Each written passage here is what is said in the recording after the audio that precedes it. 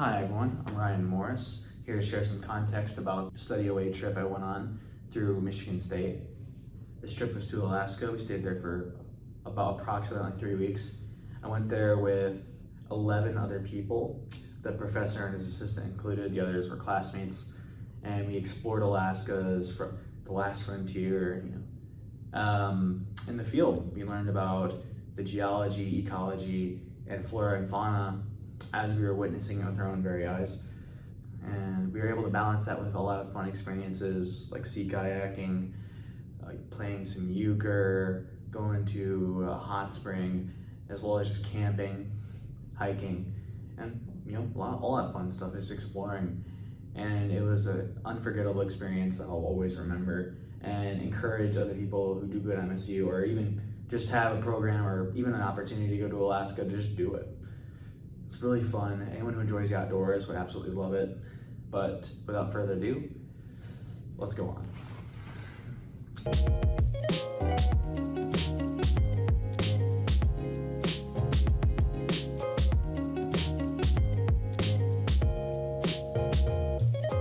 Okay, I just got to the airport. I'm just gonna find my gate right now. Security is really fast to get through. Now, on to United.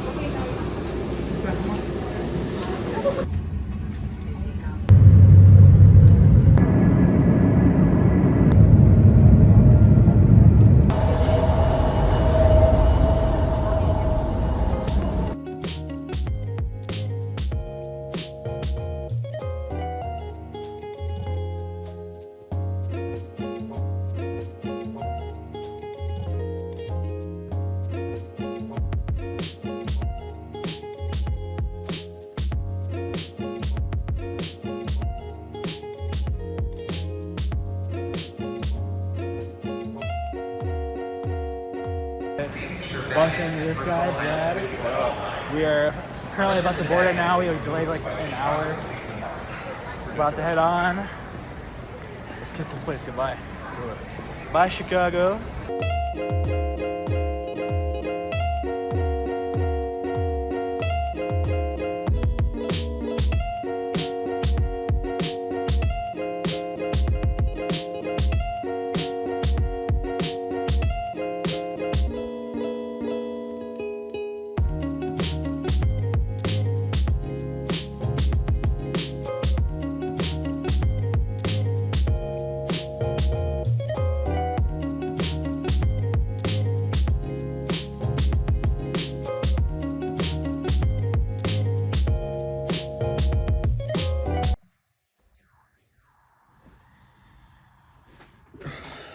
I woke up not too long ago. This is my first day in Alaska officially. Excited. Last night after I got off the flight, we went to the grocery store, got some food for the next couple days. I think we're gonna go to the store today, probably. We're gonna have an orientation about 9 o'clock. It's like 5 o'clock a.m. here, like 9 o'clock in Michigan right now. And later after the orientation, we're gonna go to something called the Eskimo Indian Olympics. From there, I'm not sure. Until I meet my group mates, I'm probably just gonna grab some breakfast. About to go to my first class today. Just trying to stay hydrated because it is a lot drier out here in Alaska. Definitely recommend to bring a lot of water. Big water jugs, kind of the move. Yeah, now time to meet the rest of the people. Initially we went to lecture, then afterwards we went to the University of Alaska Fairbanks' museum, to where we learned more about the area and Alaska's history. We played euchre, and then went off to the Olympics. We are walking into the World Eskimo Indian Olympics. It's a bit of a rainy day, very unfortunate, but let to head in and see some pretty cool stuff. I'm not really sure what's gonna happen, but we'll see. Well, I'll just say we're at the Big Dipper Ice Rink in Fairbanks, Alaska for the, I don't even know what annual it is. You probably know that. Let me see real quick if they say it. The 62nd annual World Eskimo Indian Olympics, and it's a celebration of Native Alaskan games, traditional games. A lot of the events are for strength building, endurance, flexibility. If you're living, especially in the northern regions, the North Slope, and you've got a really long winter, maybe have a short summer or spring, you got to be ready to go out there and act and hunt and cover some ground. So you can't just be sedentary for 9 months. So in a small confined space, can you do any calisthenics? Can you do any stretches? Can you do any activities to keep your mind fresh, keep your body fresh? And that's what a lot of these events are focused on.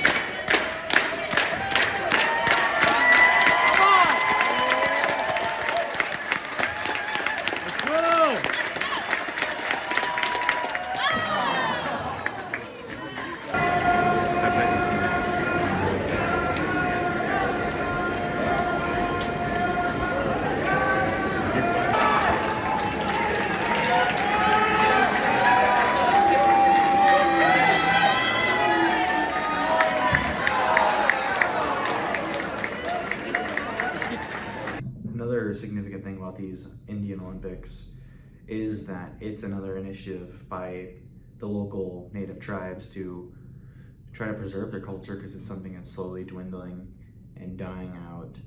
And as the Eskimo Indian Olympics are a way to kind of not only preserve that culture, but put it into the minds of the younger generations, and also just the local population as well, just to, you know, get to know it. So it could stay around for a long time, and I think that amount of effort is beautiful and should be more celebrated and also looked at. So if you are in Alaska ever, I'd highly recommend checking it out.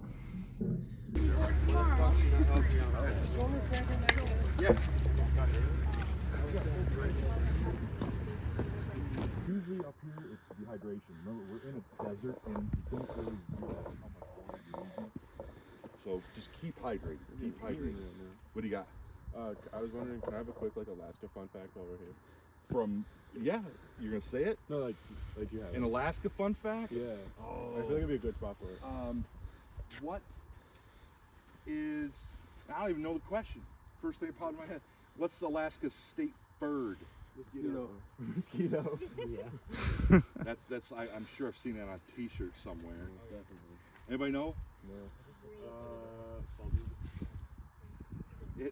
I don't think it is bald eagle. Do you know, Cam? Is it a raven? It's an albatross? Do you know it? What is it? That makes sense. The ptarmigan, spelled P-T-A-R, ptarmigan. It's like a grouse. Okay, in fact, a ptarmigan and a spruce grouse look very similar. One way, and if we ever see either one of these, we're gonna stop and look at their feet. You see a bird that looks like a wild chicken? Make sure you look at its feet. Got a beautiful state bird right Yep. there. Because a ptarmigan has feathers that go over its feet, and a grouse has like chicken feet, right? Yeah. There's fun fact. Something out. We'll do this. We'll chat. We'll water it up. But I'm just trying to get a vibe. Just trying to read what's up. Feeling good. Feeling terrific. Yeah, I'm ready to go. Ready to I could run that entire I mean, that's we could probably pick it up to a jog. Yeah. We could pick it up to a jog real quick. Go for it.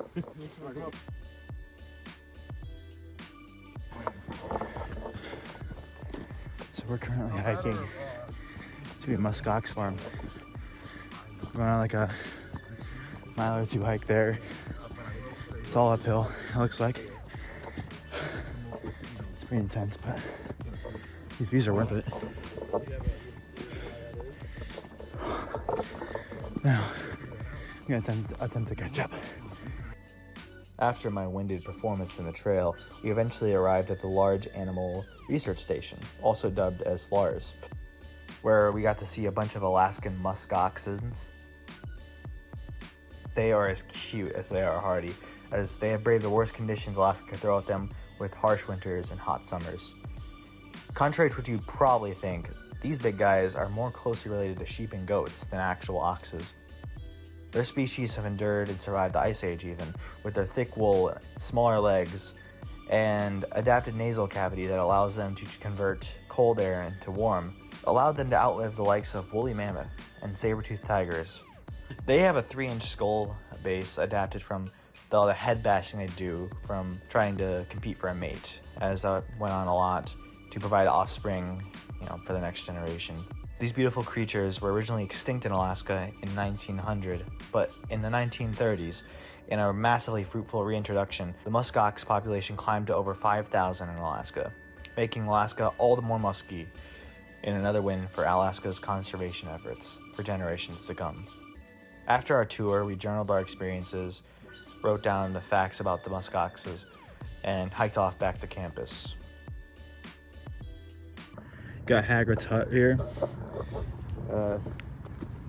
Actually, I have no idea what this thing even is, but let's find out. And so far, it's my second day. This state is incredibly beautiful. Obviously, the pictures and all that really gave that indication. But I go over there. There's a trail hidden in the trees. This is just Fairbanks. I'm just gonna try to imagine how awesome Denali National Park is gonna be.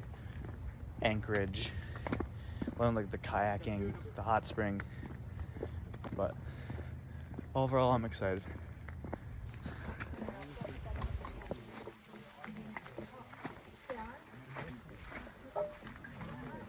And we just left the muskox tour, saw some caribou. We're walking towards this lake now, kind of taking a little detour. And yeah, this is absolutely insane. This camera is, even if it's iPhone, it's not going to do justice to how amazingly beautiful this is. It's all completely solid. That's awesome. And it has basically a antifreeze.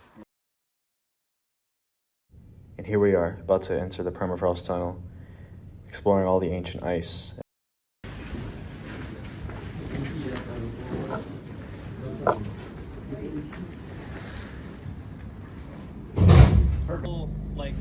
I want to say this one's still about 14,000 years, 12,000 years. There's a couple different types of ice going on here. So this is another ice wedge, but you can see there's a layer there that's white compared to the other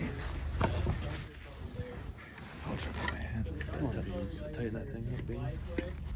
Water freezing. Held together by ice. So if this stuff thaws, it'll fall apart.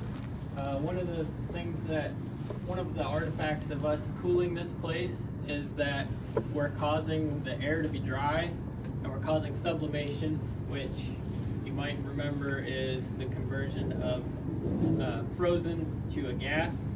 So a lot of the ice content in this silt is just being converted to gas and circulated out with our air conditioning, and then that is why we actually have silt falling off of the wall onto the floor.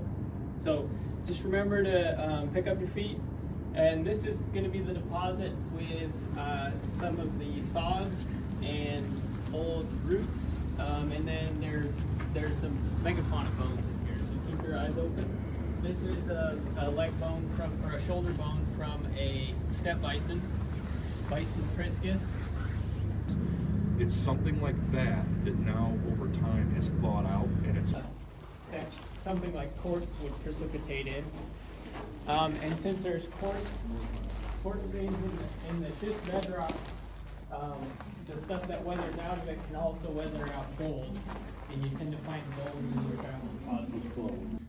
Willow, a piece of willow, we took it with radiocarbon, and it's about 40,000 years old, 43,000 years old. So that means about 43,000 years ago, give or take, is when gravel stopped depositing and lust started depositing. And what will probably happen there is either the river that was here depositing the gravel meandered far enough away that it was not depositing gravel. Yeah, you can see that wedge. Okay, cool. So this is all kind of a fairly new part of the tunnel, and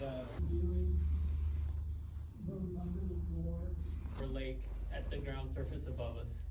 If it were under your house, you know, your house is going to move quite a bit because that's about the same volume as your house.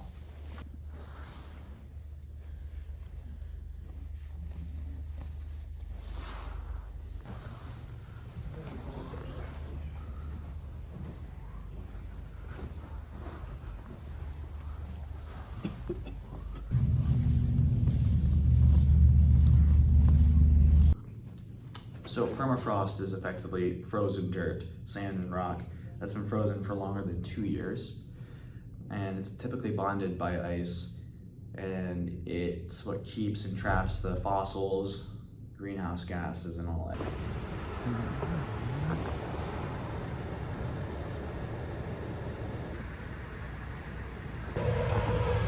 Pipe.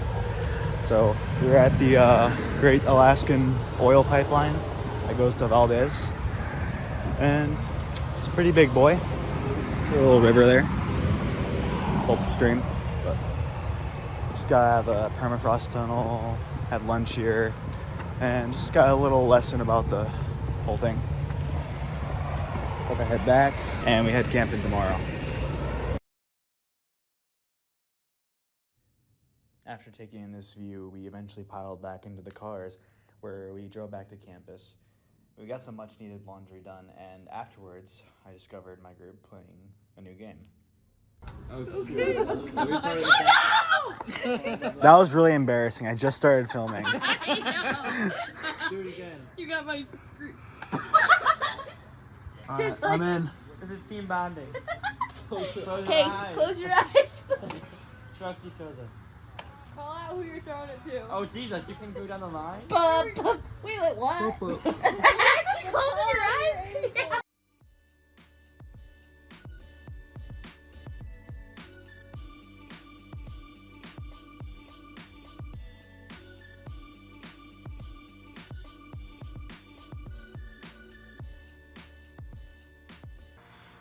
So it's our last night in the apartments. We've been staying at the University of Alaska Fairbanks for approximately 3 days, well, 3 nights, and tomorrow we leave. It's been really nice here. It's the first leg of our journey. I'm gonna miss it a lot. I do wish I got to explore the campus more because it is absolutely beautiful. But we're going to a campground that has a hot spring tomorrow. It'll be pretty fun. We played euchre, actually got pretty good at it. And we also played some frisbee, DoorDash smoothies from McDonald's, and just had some tacos, a little communal powwow. And so far, that's like my favorite part about this whole trip, is just meeting all these people and coming together and kind of making something really great together. Yeah, they definitely made the trip so far, and the views and being in Alaska is really just the cherry on top.